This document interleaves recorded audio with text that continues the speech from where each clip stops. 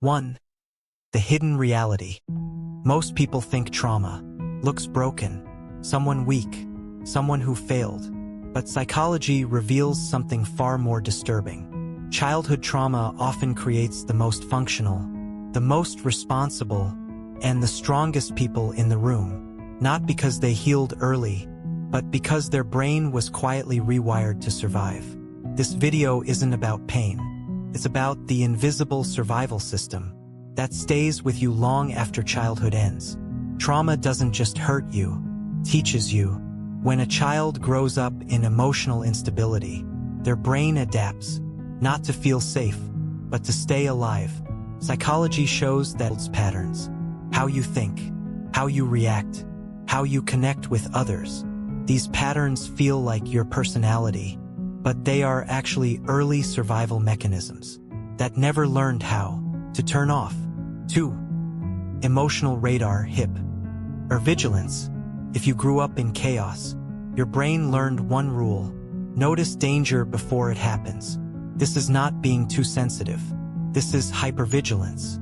Survivors instantly sense emotional shifts, a change in tone, a micro-expression, a shift in the energy of a room. Others don't even notice, but you do, because once noticing early was the only way to stay safe.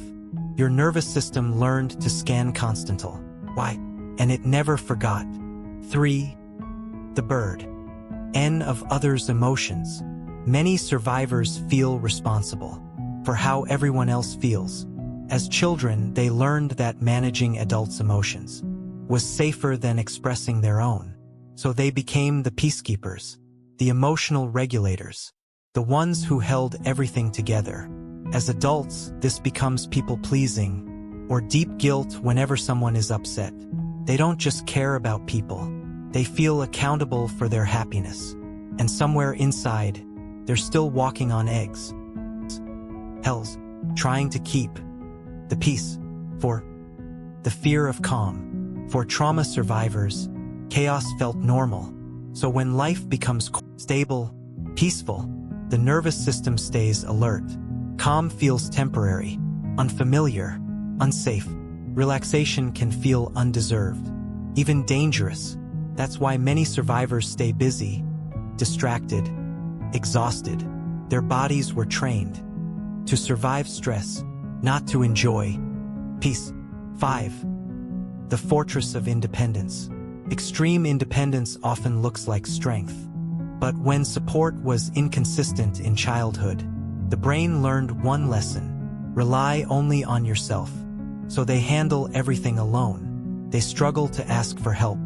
Depending on others feels uncomfortable, even unsafe. Independence wasn't a choice. It was a necessity. 6. The silent empath. Trauma also increases emotional awareness. That's why survivors are often deeply empathetic. They listen well. They understand pain quickly. They comfort others easily. But they rarely show their own struggles, because early on, their emotions felt ignored, inconvenient, or unsafe. So they learned to carry their strength quietly. 7. From survival to healing. Trauma doesn't just break people. It shapes rare emotional intelligence, deep awareness, quiet resilience. But survival traits are not your personality. You don't need to stay strong forever. You don't need to stay alert forever. You deserve safety, softness, rest. So ask yourself, which of these traits felt personal to you? And which one are you finally ready to unlearn?